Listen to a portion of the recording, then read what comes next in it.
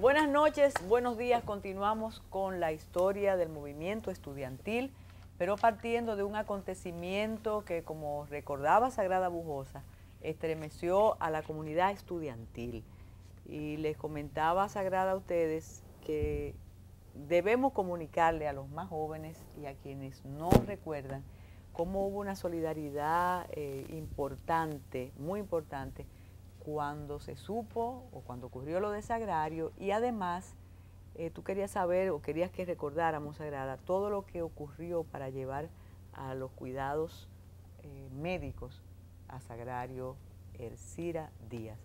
Bienvenido, Chino Bujosa, de nuevo. Bienvenido, doctor Fidias Omar Díaz. Sagrada. Yo quiero, sí, hacer un reconocimiento sobre esta publicación, porque me parece que es un esfuerzo importante de sistematizar lo ocurrido durante esos años tan terribles de la dictadura balaguerista de los 12 años. Aquí hay informaciones muy importantes que es necesario, Fidias, es necesario que los estudiantes de hoy sepan que lo que ellos son hoy se le debe a todo esto, a la sangre derramada por el movimiento estudiantil, a la sangre derramada por el asesinato de Sagrario Ercira Díaz. Y conocer su historia para que, no solamente para que traten de evitar que no vuelva a ocurrir, sino porque reconozcan que las conquistas, a pesar de las dificultades actuales, son producto de esos largos y aciagos años, la década del 60, 70 sobre todo, ¿no? Entonces, a mí me impactó mucho leer el relato tuyo de cuando ya Sagrario cae herida, todos los intentos que ustedes quisieron hacer para llevarla a un centro médico. Y me gustaría que eso salga de ti, que tú relates esa parte y inmediatamente entres en lo que fue el apoyo, la solidaridad en los 10 días de agonía de Sagrario Ercira Díaz. Buenas noches y muchas gracias de nuevo por la invitación a este programa. El 4 de abril de 1972, ya Sagrario herida, aproximadamente a las 4:20 de la tarde, el tiroteo continuó unos 10 minutos y Danilo, al terminar el tiroteo, Danilo Santiago, fue a nuestra ayuda. Le solicité que me protegiera la cabeza de ella. Yo era delgadito, pero tenía mucha fuerza y yo tomé el resto del cuerpo. Cuando la volteamos, que estaba boca abajo, él se asombró y dijo, pero si era compañera Sagrario. La tomamos en los brazos, pero la policía no impedía la salida con ella. Entonces habían aproximadamente como 10 periodistas en la universidad ya, camarógrafos, fotógrafos. Entonces se interpusieron entre los policías y nosotros, diciéndole, ¿por ustedes no están mirando que esa muchacha estudiante está mal herida? Y haciendo un gran esfuerzo junto a los periodistas, pudimos salir del alma mater con Sagrario. Había un jeep de la fe, otros vehículos, pero la policía impidió que nos llevaran uno de esos vehículos hacia la clínica. Comenzamos a avanzar. Escúchame, esos son ustedes sacando. Esa foto, ahí ahí está Danilo Santiago, que me está protegiendo la cabeza y el tórax, y yo tengo el resto del cuerpo. A la derecha de Danilo Santiago es un hermano de Juan López, que era su secretario general de la fe. A mi izquierda hay un periodista, detrás, fíjense que hay camarógrafos. Yo estaba rodeado de periodistas. Esa fue parte de nuestro viaje es el alma mater. Nosotros vamos corriendo ahí, hacia el alma mater con Correa y Cidrón. Allí estaban las unidades móviles de diferentes noticiarios. Intentamos entrar en la unidad móvil de Notitiempo, de Radio Comercial. La policía se opuso. Seguimos hacia la unidad móvil de Radio 1000 informando. También se opuso la policía. Todo con Sagrario cargado. Con Sagrario cargada. Fuimos a la unidad móvil de Radio Cristal, también lo impidió la policía. Y eso nos desesperaba a nosotros. Habíamos decidido seguir avanzando hacia la independencia, pero en ese momento se acercó un amigo nuestro en un Volkswagen. Entonces, ¿sabes lo difícil que fue entrar al Volkswagen? Entró Danilo, el hermano de Juan López. Yo me quedé en el asiento delante del Volkswagen y ahí pude llevar el cuerpo de ella. Cruzamos entonces por el Hospital Marión, que era un hospital militar que estaba cerca de la UAS, donde hoy está la Facultad de Medicina.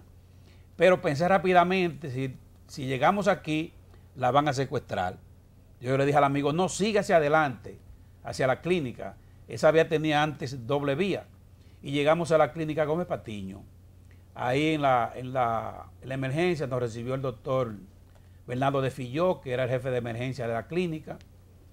Le expliqué más o menos lo que estaba pasando rápidamente y él decidió llamar al neurocirujano José Joaquín Puello. Trató de chequearme a mí el cuerpo, yo tenía sangre y yo me opuse hasta que no llevaran Sagrario al quirófano. Tenía una herida en el hombro izquierdo, tenía muchas esquirlas de bomba de estruendo en el tórax y en el brazo izquierdo. Yo tenía una camiseta corta y con la fuerza que había hecho tenía especie de una tortícolis y ya el cuello no lo podía mover bien. Entonces el doctor Bernardo de Filló insistió hasta que me chequearon bien y me internaron. Yo duré 5 días interno. Me sacaron de la clínica para que siguiera el tratamiento en la casa porque la cantidad de público que iba a la clínica no me daba tranquilidad. Entonces decidieron llevarme a la casa y seguir el tratamiento.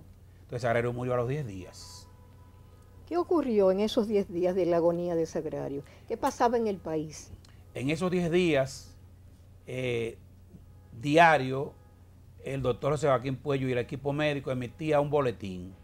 Ese boletín lo recogía un periodista del periódico Última Hora, Juan Bolívar Díaz, y a través de ese boletín que llegaba a nuestra casa, nosotros nos enterábamos diariamente qué estaba pasando en la evolución de Sagrario. Un día amanecía un poco, yo no digo mejor, pero el cuadro como que estaba menos grave. Otro día él decía que difícilmente se salvara. Otro día que había perdido parte de la masa encefálica. Otro día que si ella se salvaba quedaba como un vegetal. Otro día que ya había una infección en todo el cuerpo, una septicemia. Ella nunca recobró el conocimiento. Sus compañeros de estudio más cercanos a ella llegaban hacia la clínica, pero no penetraban a la habitación donde ella estaba, porque todo el que entraba salía llorando. En esa situación, a los 10 días, nuestra familia hizo una especie de un rezo en la casa y yo me acerqué a la clínica. Cuando antes de penetrar a la habitación, se me acercaron unos cuantos dirigentes estudiantiles a decirme que me devolviera, que no entrara. Yo no quise salir de la clínica, entonces vi cuando sacaban el ataúd, con lo cual ya me daba claramente establecido lo que había pasado. Con un tío regresé a la casa y fue otra odisea porque mi padre seguía en la clínica y el único hombre que estaba en la casa prácticamente era yo, con 7 hermanas, mi madre, desesperadas. Entonces un tío me dijo, cierra todas las puertas, cerré todas las puertas de la casa, la aseguré, solté un perro en el patio y cuando ellos se dieron cuenta que yo estaba cerrando todo y yo estaba demasiado inquieto, me cuestionaron que cómo seguía Sagrario. Entonces frente a mi madre me salieron 2 lágrimas y ahí con las 2 lágrimas les dije la verdad y aquello fue muy difícil. Yo ver a mis hermanas rodando por el suelo y mi mamá demasiado intranquila desesperada. Entonces pude decirle que había fallecido. Durante mucho rato, algunas tuve que ayudarla a vestirse y las amenacé a todas con no llevarla a la funeraria si no calmaba la situación, porque estaban demasiado desesperadas. En esos días de agonía, la universidad se mantuvo cercada. La universidad se mantuvo durante 11 días cercada. Se reunió el consejo universitario en Guivia, en la casa de los profesores, que era el club universitario. Y durante esos 10 días hubo telegramas de la UDAL, de todas diferentes partes del mundo. Llegaban telegramas de Balaguer. El presidente de la República decía que no iba a entregar a la universidad, que la estaba pintando, que la estaba arreglando. Pero en esos 11 días la UAS fue saqueada, los oficiales llevaban los aires acondicionados, los alistados llevaban del comedor económico, se llevaban los platos, las cucharas, las sillas, y los vecinos de la universidad veían cuando sacaban todos los aires acondicionados, sacos de arroz. Pero hubo iniciativas de movilizaciones del movimiento de masa sindical, estudiantil, profesional. Hubo intento de movilizar todo el pueblo, pero había una represión muy fuerte en el país. Y cuando los periodistas le cuestionaban al jefe de la policía que entregara la universidad a sus autoridades y al doctor Balaguer, ellos se negaban. Por eso que yo digo que la muerte de Sagrario fue la que salvó que esa universidad no la destruyeran, porque ahí saquearon, ahí violaron las cajas chicas, llevaron todo el dinero que había en cada facultad, destruyeron todos los periódicos murales de estudiantes, de empleados universitarios, de profesores. Lo último que hicieron fue que los cadáveres de los estudiantes de medicina entraron y como si fueran seres humanos vivos, lo destruyeron. Hay un editorial del Periódico Nacional donde dice el Periódico Nacional que parecía que no se conformaban con haber matado a Sagrario, sino también querían matar a los muertos, destruyendo los cadáveres de estudio de los estudiantes de medicina. El Chino Bujosa decía la semana pasada que tú estabas preso mientras esto ocurría. ¿Cómo te llega la noticia a la cárcel y cómo tú como político, como estudiante, como organizador, recibiste aquello? No, eso es terrible. Yo estuve en prisión con dos acontecimientos muy tristes para mí, que fue la muerte de mi cuñado, Amor y Germán Aristi, estando presos, y la muerte de Sagrario, que la sentimos con mucho dolor porque éramos parte de un mismo escenario, la lucha estudiantil, y eso realmente a nosotros nos dolió bastante. La impotencia de uno, estar preso, no poder prácticamente ni siquiera expresarse. Pero eso, como decíamos la semana pasada, esto es parte de todo un proceso, el acontecimiento de Sagrario devino de un proceso bastante interesante, lo que fue la formación de conciencia de los estudiantes que crearon un gremio estudiantil. Hay un antecedente bastante extenso, yo voy a hacer algunas pinceladas. En 1899, cuando matan a Lilia, ajustician al tirano Lilis, se produce el vicepresidente llamado Wenceslao Menelao, le decían Menelao Álvarez, Wenceslao Álvarez que llamaba, quiso seguir sin Lilis gobernando. Pero los conjurados del ajusticiamiento proclamaron incluso a Horacio Vázquez presidente de la República en Santiago y venían hacia la capital.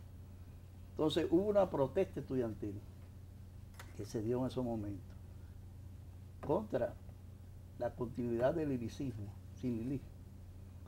Y esa protesta produjo la prisión de dos profesores distinguidos de la época, que ahora provocó la reacción de los estudiantes que manifestaron su disgusto por eso. ¿Cómo manifestaron los estudiantes su disgusto? Fueron al Club Unión, que existía en esa época, destruyeron todos los retratos de Lilis, los lanzaron de los balcones hacia las calles, se subieron en barricadas en zafacones y cosas, en tanques.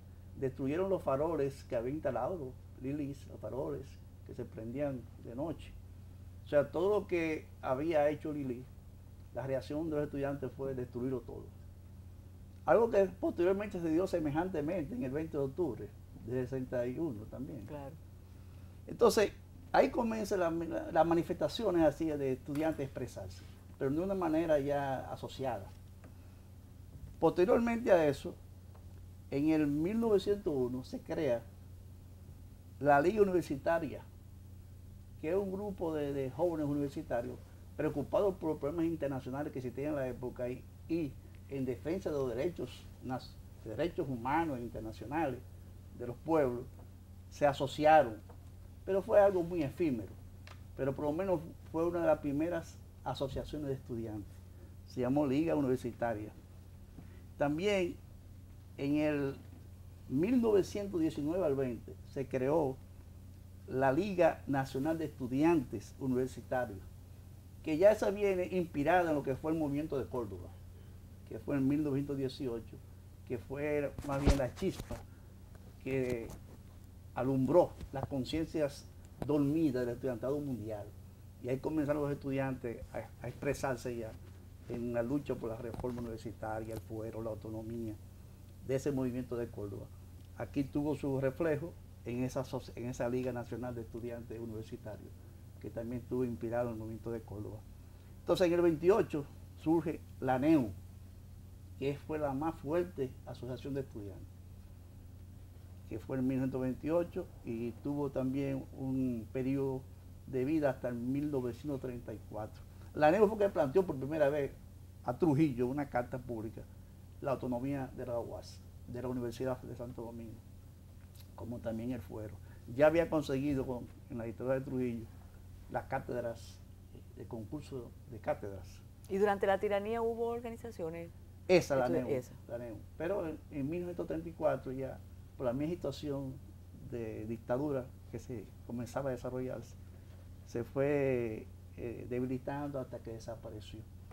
Pero posteriormente la NEU entonces surge en el año 40 la Juventud Revolucionaria, que era un apéndice del Partido Democrático Revolucionario Dominicano.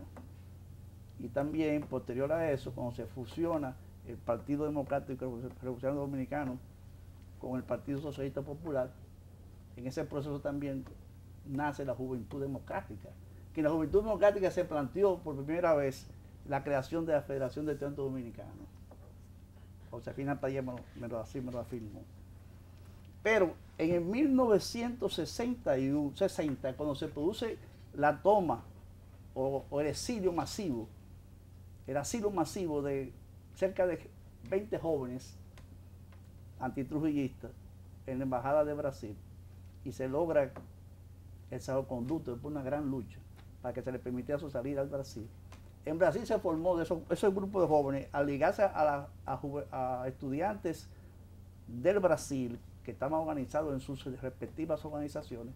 Ahí se coincide, viene el planteamiento de que se organicen los estudiantes dominicanos en una federación para, conjuntamente con los brasileños, permitir que los estudiantes en el exilio dominicano pudieran asistir a eventos internacionales y ahí aprovecharan esos foros para denunciar la situación del país. Y así surge en Brasil la Federación de Estudiantes Dominicanos en el Exilio, la FEDE, que su presidente fue Frederick Elizalde. No me diga. Eso, vamos a continuar con esa historia cuando regresemos.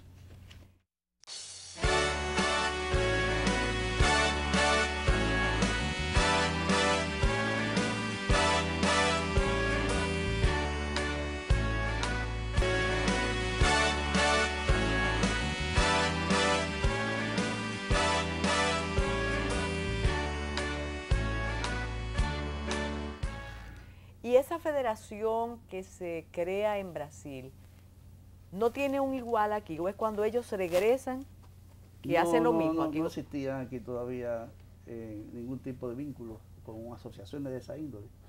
Incluso la Federación de Estudiantes Dominicanos del Exilio, FEDE, visita a China continental y ahí se reúne incluso con Mao Zedong.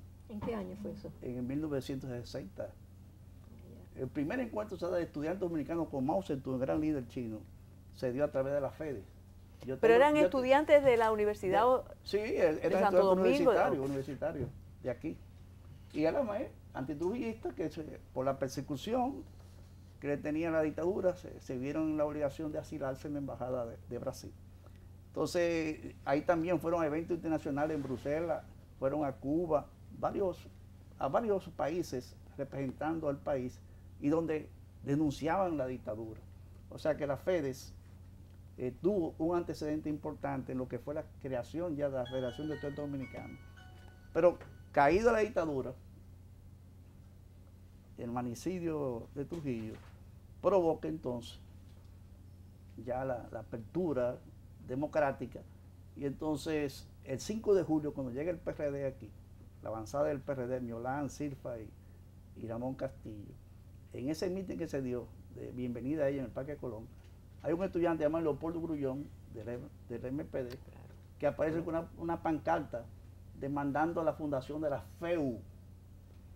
La FEU porque venía relacionada con la FEU de Cuba, que fue bastante polémica esa situación porque hubo estudiantes dominicanos, o sea, universitarios, que entendían que no debía llamarse FEU por eso, porque la podían vincular a la Federación de Estudiantes Universitarios Cubanos. Pero también objetaban la FEU porque era una federación de estudiantes universitarios, que así debió también un grupo que lo defendía llamarse, pero otros decían que no, que era mejor que se llamara Federación de Estudiantes Dominicanos, porque fuera abarcar a todo el estudiantado nacional. Y ahí se dividieron las opiniones. ¿Universitario o bachillerato? Universitario solo general, universitario. la Federación de Estudiantes Dominicanos, que representara a los dominicanos en sentido general. Pero de las universidades. No, todos. Se entendía que la Federación de Estudiantes Dominicanos iba a representar a todos los estudiantes dominicanos. Pero había un sector que decían que era Federación de Estudiantes Universitarios, porque debía ser universitario y no nacional. Pero ya en esa época existía la UERCHI, no existía la UERCHI. En el 62 fue que se fundó sí, la pero UERCHI. la FEU comenzó a sentirse como desde el 5 de julio de 61. Y la misma Federación de Estudiantes Universitarios, FEU, se convoca la NEU, una NEU también que surgió en ese proceso después de la caída de Trujillo, que pretendía dar la continuación a lo que fue la NEU del 28, convoca una manifestación en la universidad el 10 de julio, van más de 300 estudiantes y ahí se discute la situación de si es FEU también a NEU o Federación de Estudiantes Dominicanos. Se dividían las opiniones en eso. Y ¿Quién eran los líderes? ¿Tú recuerdas? Adrúbal Domínguez, Pití Huelmón, José Israel Cuello, el Gordo Cuello. Cayetano, ¿no estaba ahí? Un joven apellido Eduardo Delgado, Rafaelito Burquerque. ¿Y cuándo surgen los Social Pistola? ¿Cuándo es? No, eso es posterior, después. Ya es la formación de la juventud cristiana, juventud revolucionaria cristiana, que tenía una incidencia en los estudiantes secundarios, pero también tenía su expresión en la universidad con el bloque revolucionario social cristiano. Chino, ¿y cuándo los partidos comienzan o cuándo los grupos estudiantiles comienzan a asociarse a los partidos? ¿O salían de...? ¿Cómo fue eso? Bueno, tú sabes que al abrirse el país con la caída de Trujillo, el nacimiento, el proceso de democratización, llegaron los exiliados, que era una demanda también del pueblo, y ahí comienzan los partidos a organizarse, aparece el PRD, salen los presos políticos el 14 de junio con Manolo a la cabeza, se organiza públicamente la agrupación patriótica 14 de junio, y ahí surge inmediatamente la inquietud de organizar a los estudiantes. El PRD se interesó, no con mucho interés, para organizar a los estudiantes, pero sí el 14 de junio el MPD, el PCP, que venían con experiencia ya vivida en esos países que tuvieron el exilio, veían que los estudiantes eran fundamentales organizarlos, y ahí se hace el proceso. Entonces el Partido Revolucionario Social Cristiano también, que viene con mucha más experiencia de su participación en lo que fue esa lucha democrática en Venezuela, lo que era el social cristianismo internacional, también promueve la organización de los jóvenes universitario y secundario. Es decir, que desde principios, Chino, las organizaciones estudiantiles estuvieron vinculadas a los partidos. Fundamentalmente a partidos de la izquierda. Antes de crearse la Unión Cívica Nacional, de ser legal el 14 de junio, el MPD, ese proceso fue mucho la espontaneidad que había de los jóvenes que se expresaban en la lucha política, pero no con una conciencia gremial estudiantil, sino motivado por la lucha patriótica antitrujillista. Pero según fueron llegando los partidos y organizando las juventudes, ahí comenzaron ya a ver los partidos en el interés de que se organizaran. Surgió la Asociación Nacional de Estudiantes Secundarios, ANES, el 8 de septiembre de 1961. 8 de septiembre. La FED se fundó el 13 de julio de 1961. La ANES fue después de la FED. Y en febrero de 1962 aparece entonces la Unión de Estudiantes Revolucionarios, Fragua, pero también un grupo de asociaciones estudiantiles. Por ejemplo, yo tengo aquí la FEI, Frente Estudiantil Intermedio, que lo diría Rafael Brenes, presidente. El Frente Universitario Antitrujillista, FUA, Frente Femenino Universitario. ¿Todo eso en los 60? En los 60, sí, 60, finales de 60, 62. No, 61, 62.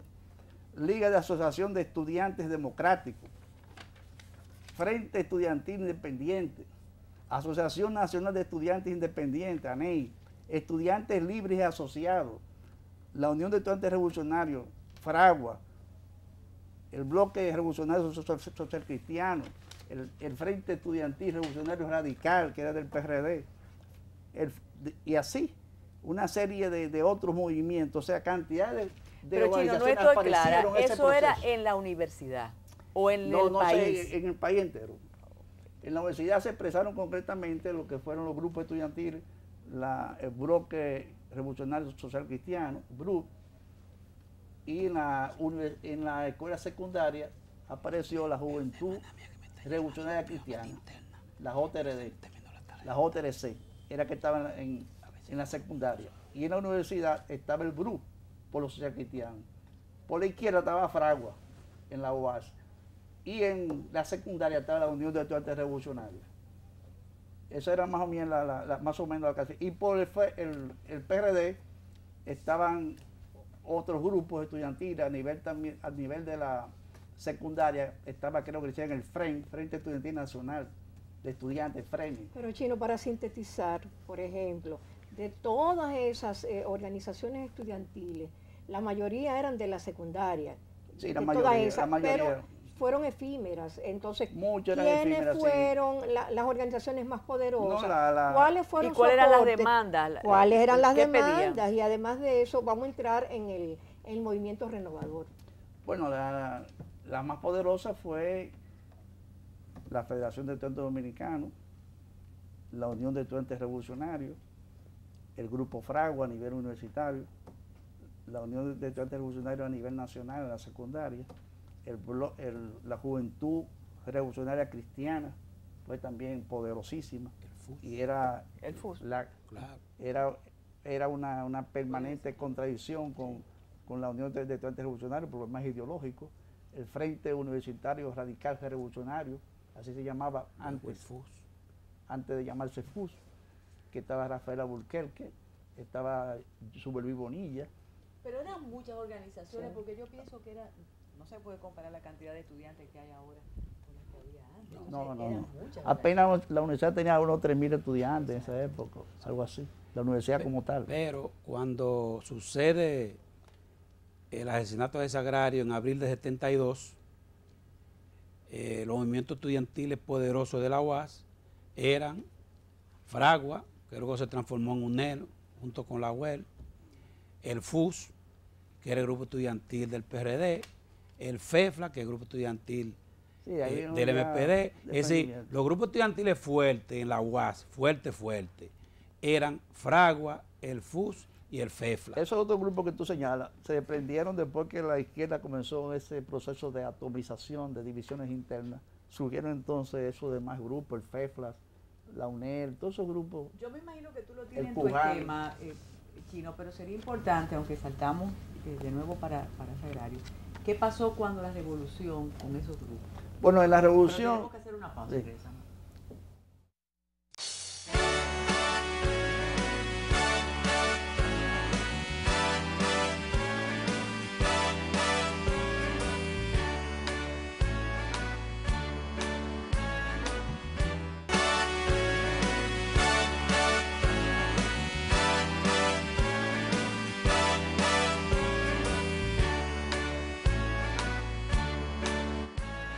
Seguimos con la historia. El movimiento renovador, ¿cuál fue la importancia para todas estas federaciones, estos movimientos estudiantiles? Primero vamos a decir un criterio sobre el movimiento renovador, que no es más que la organización de voluntades, criterios y principios por una nueva universidad al servicio de la patria y a los fines de que cumpliera con su misión. Sucede que en la Revolución de Abril de 1965, con el gobierno constitucional de Francisco Alberto Camaño Deñó, un grupo de intelectuales y profesores de la UAS se integraron al dicho llamado de la patria. Entre ellos, ingeniero José Andrés Aybar Nicolás, doctor Yotin Curi, Hugo Tolentino Díaz, Caseata, Tirso Mejía Rical, Marcelino Vélez Santana, Rafael Calvente y profesor Jacobo Moquete, entre otros. Sucede que ellos le presentaron al gobierno constitucional de Camaño un proyecto de universidad nacional, pero dentro de esto estaba el movimiento renovador universitario. Eso fue aprobado por el gobierno de Camaño. Dentro del proyecto educativo nacional sí triunfaba la Revolución de Abril. Sucede que el 3 de septiembre del 65 termina la Revolución de Abril. Se le pone término al conflicto.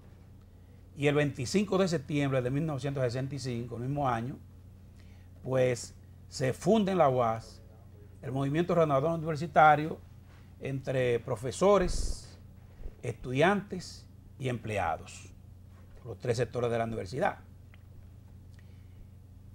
¿Cuál era el primer fin del movimiento renovador? Era cumplir el acuerdo que se había llegado con Camaño y el gobierno constitucional. ¿En qué consistía? En que en este país solamente existían dos universidades. La UAS, fundada el 28 de octubre de 1538, y la Madre Maestra, fundada en 1962. Entonces Camaño decía, junto con los intelectuales de la UAS, que había que hacer de la UAS una universidad nacional. Así que tenía que tener extensiones en todo el país. Al fundarse el movimiento renovador universitario, el 25 de septiembre de 1965, vino un gran conflicto con el gobierno provisional que estaba, porque el movimiento renovador no lo reconocía el gobierno del país, no le daban el presupuesto. ¿Cuál era el gobierno de ese momento? En ese momento estaba Federico García Godoy, y entonces tiene que suceder un hecho muy lamentable, y es que en febrero, 9 de febrero de 1966, Amin Abel Hasbún, que era el presidente de la Federación de Estudiantes Dominicanos, fue 64, 65 y 66. Junto con los estudiantes de intermedia y secundaria, la masa junto con los universitarios, pues marchan hacia el Palacio Nacional.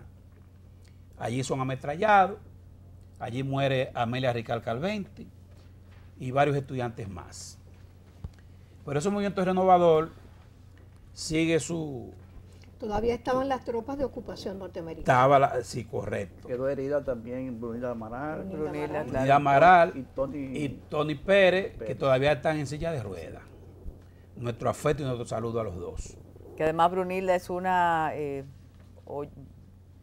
teleaudiente fiel cada día de Memoria para la Historia.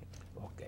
Entonces, comienza entonces el trabajo por los centros regionales universitarios.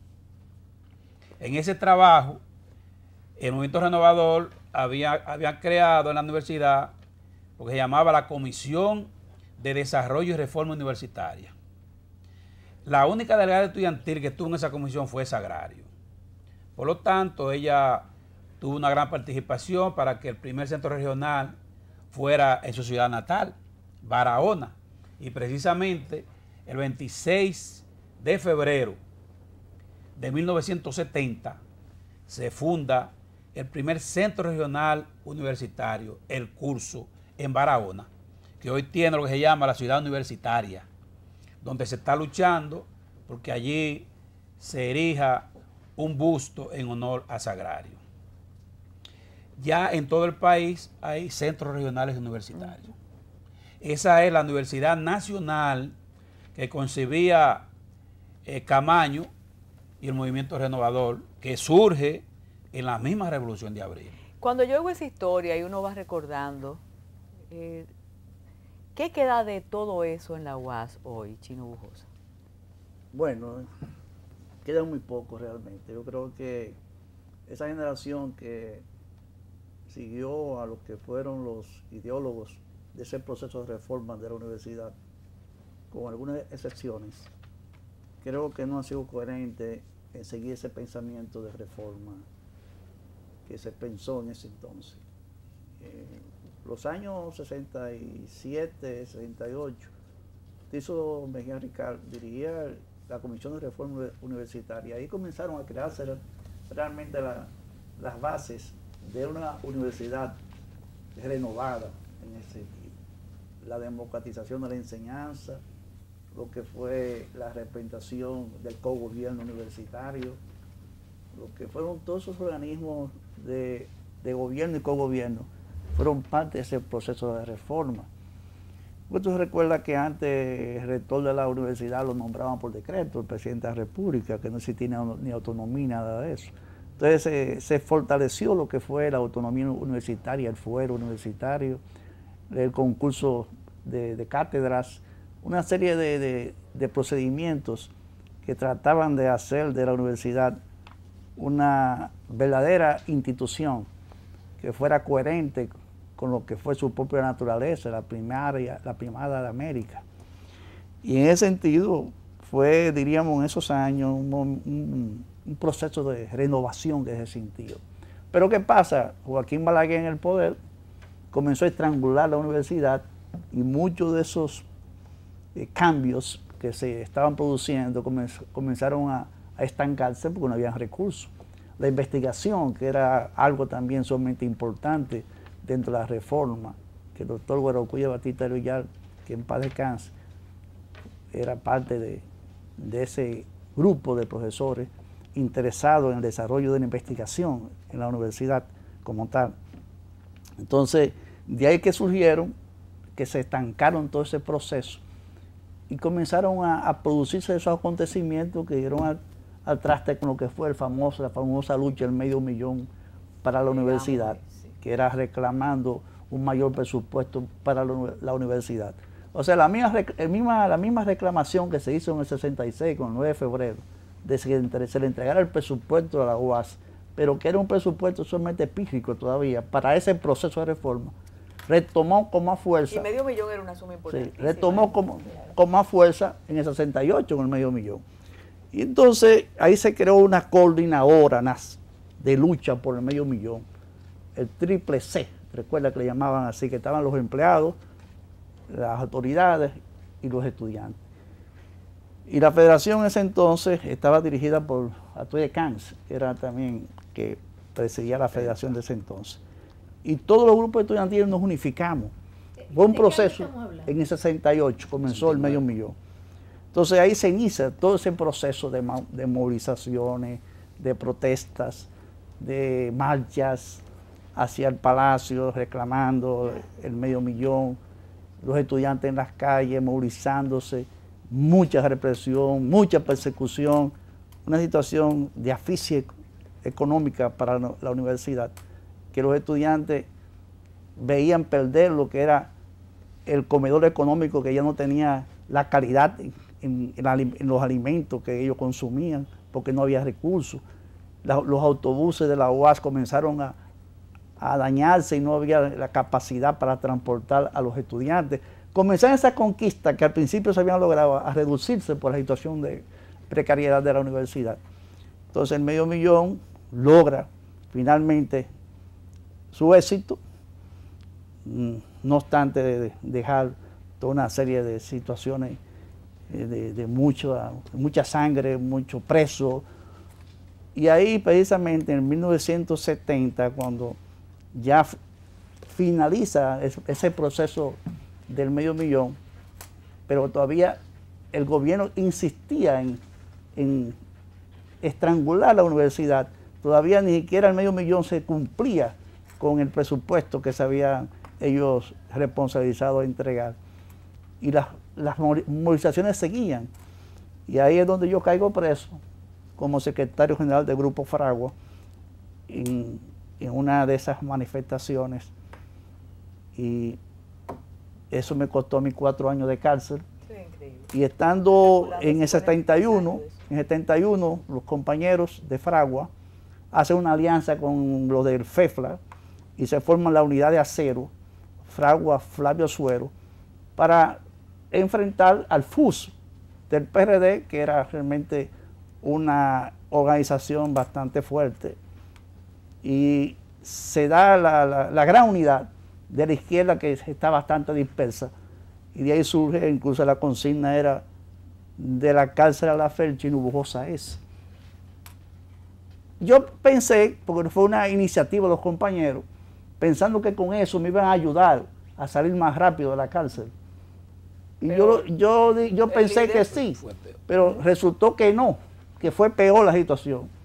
Porque fue tan, esa campaña, esa lucha estudiantil, esa campaña estudiantil fue tan dimensionada, fue tan espectacular, según me cuentan los que participan directamente en ella, que me dimensionó demasiado a mí, me puso realmente como que yo era, bueno, un líder que me iba a coger el país para mí solo. Y así la policía me sobrevaluó. Y en ese marco me creó una situación que en ese proceso yo cumplo una condena y cuando pienso que ya voy a salir de la cárcel, antes de darse las elecciones, en ese proceso de lucha de las elecciones estudiantiles, yo cumplo la condena y lo que hace es que me meten en otro expediente y ahí me paso 4 años en la cárcel. Yo recibí ahí como estudiante a otros dirigentes estudiantiles también, a Radamés Abreu, a este compañero Sotero Vázquez, bueno, un grupo, a Papi Cueva, un grupo de compañeros, a Juan López. Llegaron estando yo preso allá, después que ya habían pasado las elecciones, ellos también cayeron presos precisamente por sus luchas estudiantiles. Entonces, esa fue la realidad que pasó en ese proceso. ¿Tú querías decir algo? Después de la pausa, el doctor...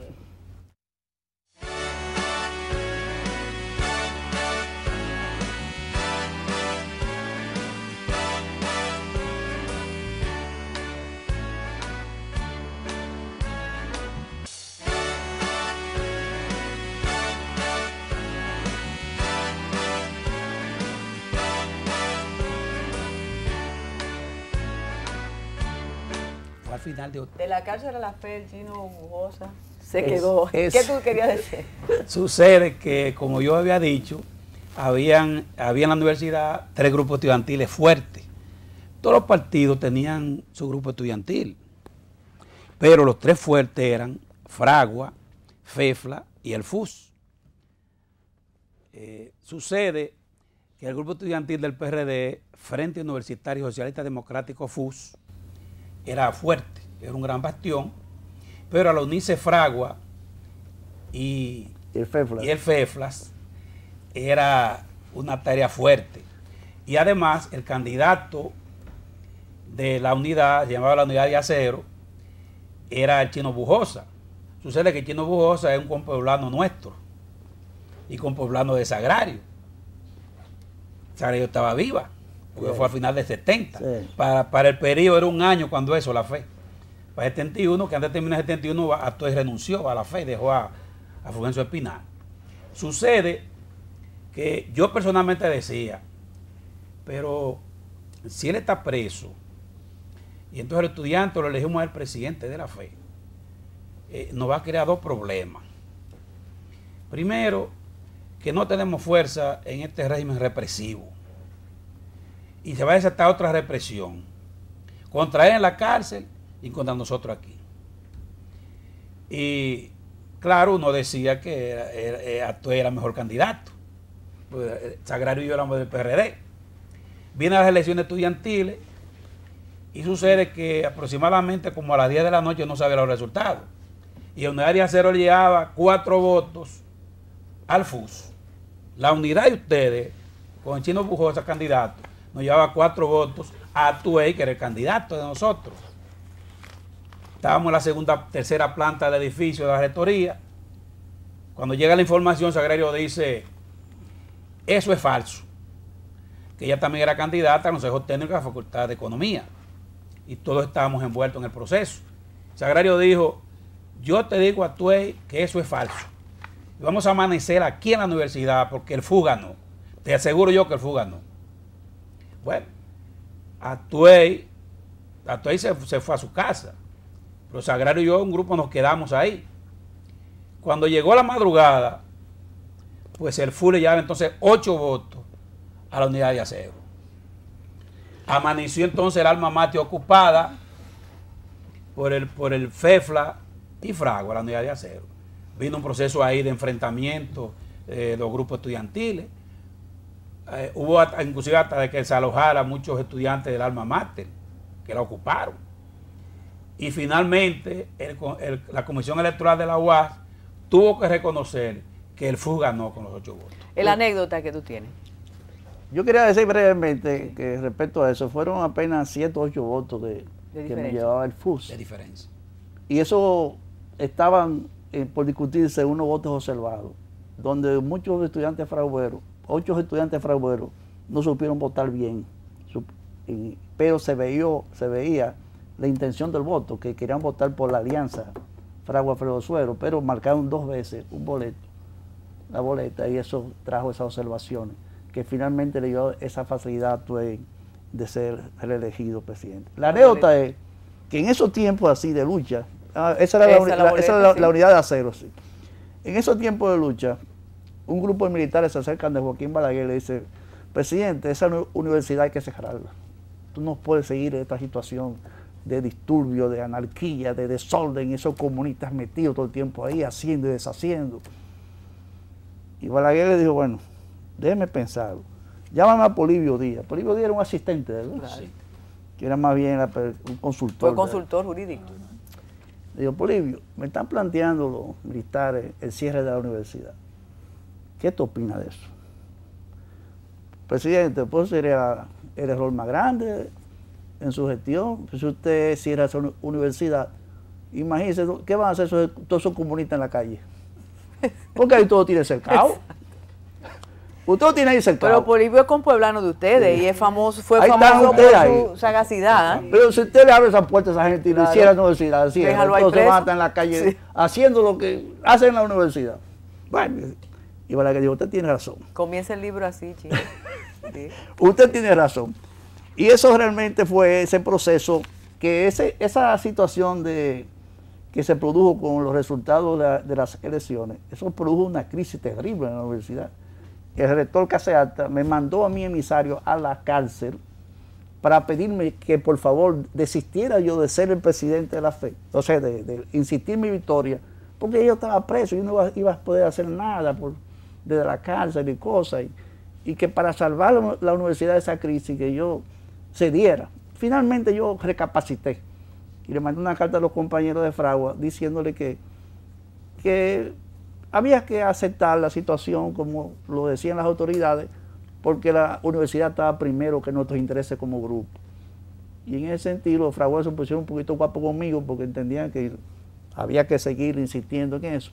Pero no íbamos a mantener una universidad prácticamente en crisis, porque yo quería ser el presidente por encima de todas las cosas en ese sentido, con ese resultado que aparentemente nos favorecía a nosotros, pero que el hecho de no estar yo presente también como líder del grupo Fragua, Flavio Suero, le da la posibilidad también a los compañeros del FUS de tener mayor facilidades, porque incluso la Comisión Electoral no tomó decisión. El fallo de la Comisión Electoral se declaró incompetente para decidir quién fue el ganador. Y eso pasó al Consejo Universitario. El Consejo Universitario también entró en una división terrible. Pero finalmente se recapacitó y decidieron las autoridades declarar al FUS vencedor, ganador de ese proceso. Un segundo, dice. Quería aclararle al amigo Chino Bujosa que sí teníamos conocimiento en el FUS de la intención de él, de retirarse, o no de retirarse, sino dejar de reclamar el triunfo, que nosotros decíamos que habíamos ganado con 8 votos. Él dice que dirigió al Fragua, pero sucede que Fragua y Fefla ocupan el alma mater. Sí, precisamente el lugar donde mataron a Sagrario, en el alma mater, ese espacio todo estaba ocupado por el Fefla y Fragua.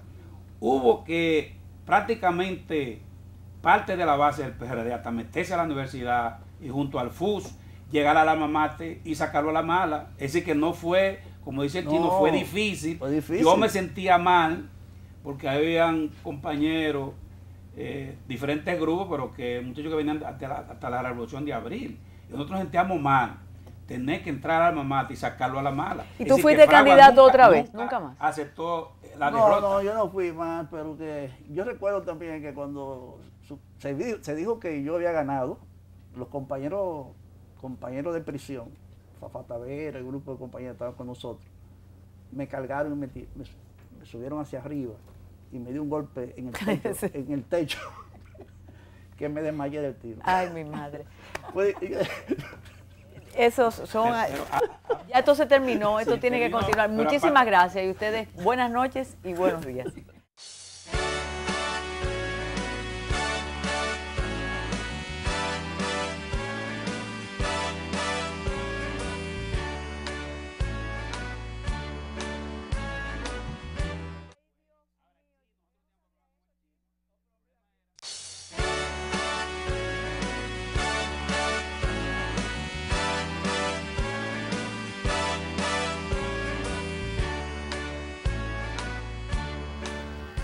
Continúa la historia del movimiento estudiantil universitario. No se lo pierda y si usted es estudiante de la UAS, con más interés aún. Metrópolis, Memoria para la Historia, 11 de la noche, 6 de la mañana.